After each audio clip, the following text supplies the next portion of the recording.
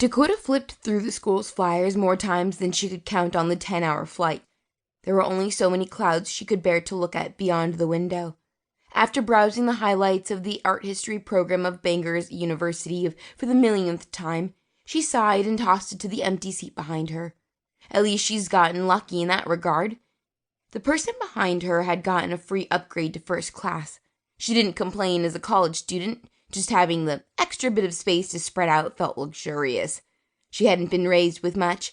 Both of her parents worked overtime through her childhood to put clothes on her back and food on the table. College had been a distant dream for her as a child, a thing that even in youth she knew that her family could not afford. Then, in high school, she got her very first job. Every penny she earned while serving pizza to the kids in her class went into savings. She was determined to reach her dreams, to go to school and escape the grind that her parents seemed doomed to endure. She began with community college, then with scholarships and loans that made her cringe when she signed. Dakota took the plunge and applied to universities. When the grant to study Welsh art and architecture abroad nearly fell into her lap, she took it without a second thought. She'd worked so hard through her childhood and teen years that she wanted to do something that she desperately loved for the rest of her life, and during a school field trip, Dakota realized that meant curating art for museums.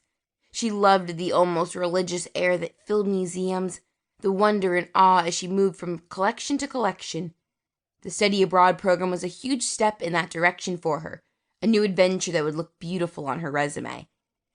She hadn't been thinking about what else the world had to offer, and what she should have been afraid of.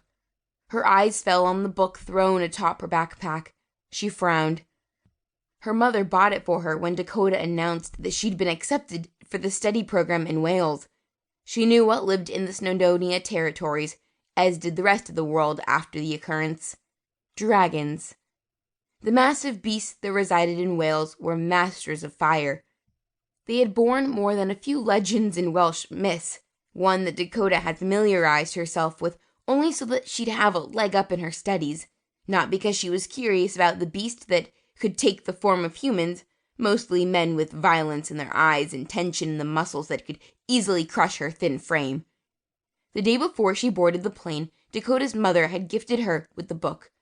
Dakota had felt a lump grow in her throat as she looked at it. Dragon Men and Their Urges was written across the cover. Bea, Dakota's mother, had opened right to the chapter on self-defense and escape should she run into one of the dragons.